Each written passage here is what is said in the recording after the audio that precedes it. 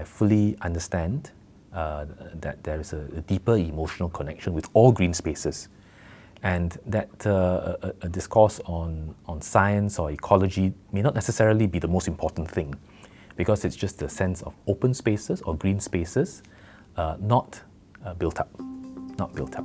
And I respect that.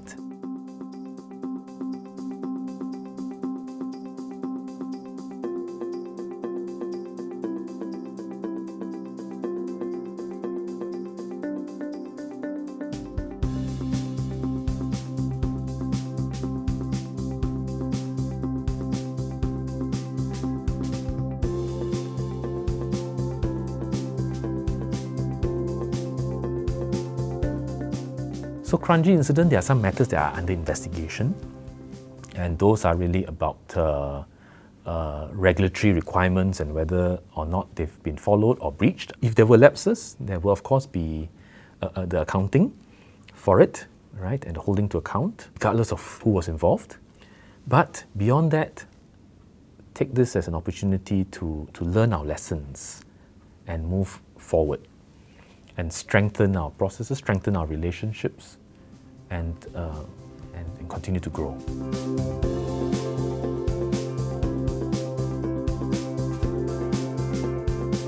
You've seen our URA exhibition, right? It's permanent, and you see a map of Singapore, and there are lots of colours, right?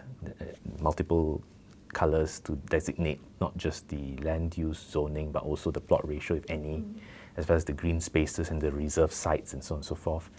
And then overlay on top of it, in another part of the exhibition, is the concept plan.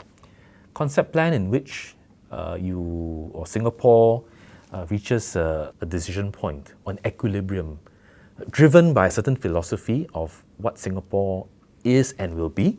So nature's at the table, the needs for housing for Singaporeans at the table, our environmental sustainability is at the table, our economic vibrancy and ability for us to earn a living is at the table, our culture and heritage is at the table, and they're all there in the form not just of the agencies, but also through the different networks and outreach and engagements that each of these representative agencies have with their constituencies.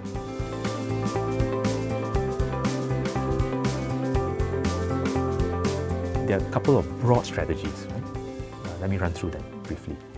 One is to intensify within limits. All right, so plot ratio. Can you intensify so that you achieve more with limited land? Second, can we co-locate multiple users?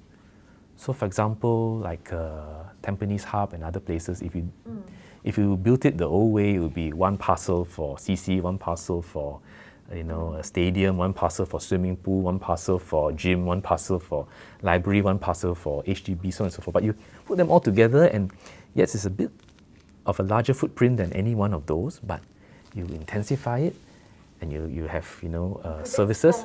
You prevent sprawl because land is scarce. All right. The third strategy is to rejuvenate. So there's some parcels, when, let's say, opportunistically their leases expire, all right, then you need to rejuvenate and revitalize it. That provides opportunity for you to intensify that and build on top of it.